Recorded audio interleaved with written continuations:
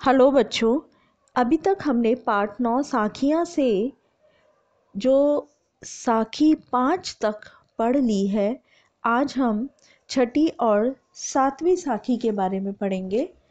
यहाँ पर कबीर जी ने कहा है, काबा फिरी काशी भया, राम ही भया रहीम, मोटा चून मैदा भया, बैठी कबीरा जी। सबसे पहले बच्चों हम शब्दार्थ पढ़ेंगे। काबा, यहाँ पर काबा शब्द का प्रयोग मुसलमानों का जो पवित्र तीर्थ स्थान है उसे काबा कहा गया है। काशी का अर्थ है, काशी यानी कि काशी आज जो है हिंदुओं का पवित्र तीर्थ स्थल है। भया यानी कि हो गया। मोटा चून जो है वो मोटे आटे को कहा गया है। बैठी यानी बैठकर। जीम, जीम का अर्थ है भोजन करना। इसका भावार्थ है, कवि कहता है कि मैं जब राम रहीम और हिंदू मुसलमान के भेद से ऊपर उठ गया तो मेरे लिए काशी तथा काबा में कोई भी अंतर नहीं रह गया।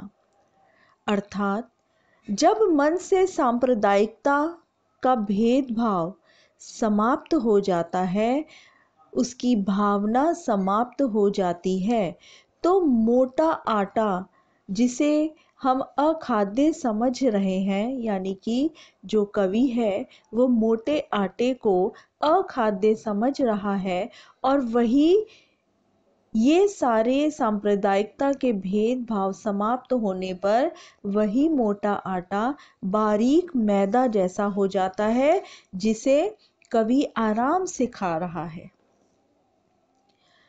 यहाँ पर दोहे में काबा, काशी, राम रहीम और मोटा चून और मैदा के प्रतीकों का प्रयोग किया है।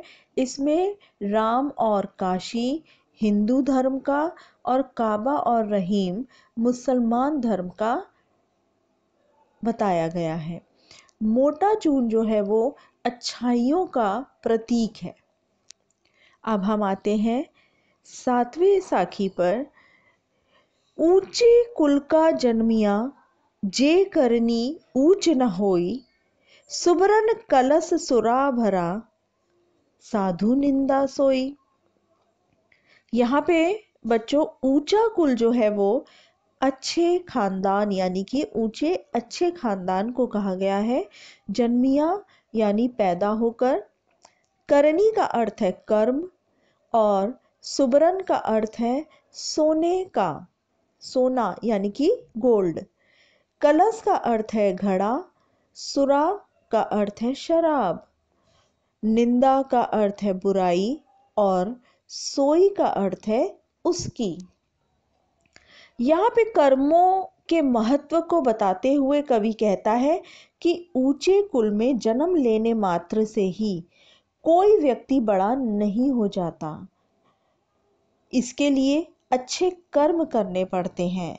हम हमेशा देखते हैं बच्चों, कोई व्यक्ति ऐसा है जो बहुत ऊंचे कुल में पैदा हुआ है मगर उसके कर्म बहुत बुरे होते हैं, और दूसरा व्यक्ति जो थोड़े नीच कुल का जन्मा होता है मगर उसके कर्म ऐसे होते हैं कि वो अपने कर्मों से बहुत महान, बहुत ऊंचा इंसान बन जाता है। वही यहाँ पर कवि ने कहा है। इसी का उदाहरण देते हुए कवि कहते हैं कि सोने के पात्र में, सोने यानी गोल्ड के पात्र में यदि शराब भरी हो तो एक सज्जन व्यक्ति जो भी होगा वो उसकी निंदा ही करेगा, उसकी कभी तारीफ नहीं करेगा। इसी प्रकार से हमें अपने कर्मों को ऊंचा बनाना चाहिए। हमें कुल ना देखकर अपने कर्मों को ऊंचा बनाना चाहिए।